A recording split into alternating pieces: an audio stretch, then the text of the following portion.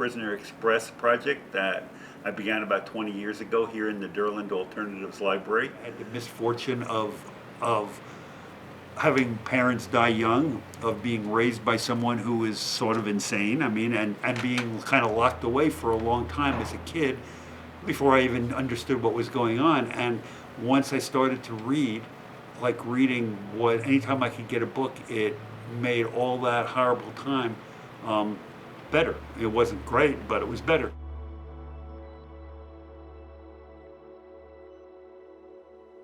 Most requested book for many years has been a dictionary. Foreign language, learning foreign languages is really important. Grammar, writing. A lot of prisoners realize once they're in prison that reading is unbelievably valuable to them for passing the time, for getting an education, for staying engaged. Like the first person who wrote me said, books are like a window to the world. I have no window in my cell, so books are the way I stay engaged in the world. We were sending out packages of books, and we had thousands of people waiting for books, and we realized that we needed to do more. And then as we got the letters from the prisoners who were saying they're going crazy, they hate everybody, and they responded to the theme essays, we could see the value of all the prisoners reading the theme essays. So we started mailing out a newsletter. We decided every newsletter to have like 10 or so projects people could play with that following 6 months.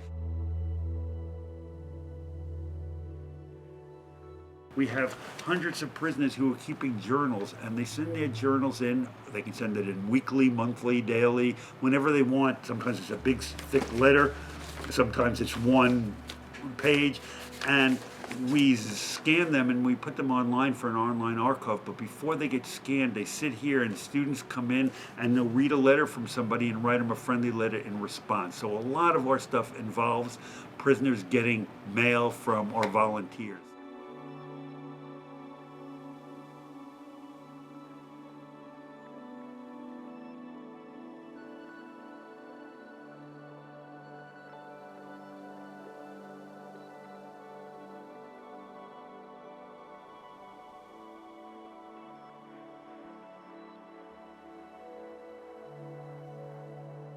When you open up a letter for the first time, because we get mail, and you open up a letter and you just read one person's testimony about how depressed they were and how good they're feeling because they're contributing a story to the thing, or how they read somebody's story and it really helped them understand what was going on.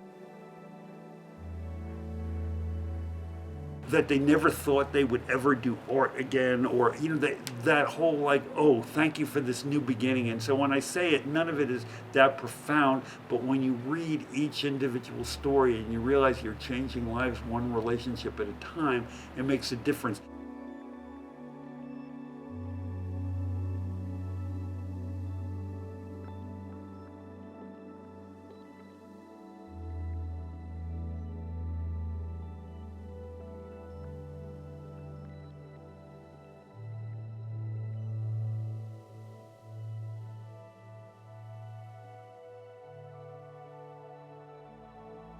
Every so often stuff comes through that just kind of makes you stop and think a little bit, and so we leave it out here. And just again, the creativity of people when they have so little. Like one man has sent us lots of these figurines that he makes. He wets toilet paper down and he shapes it and lets it dry so they have no weight. They're as light as can be.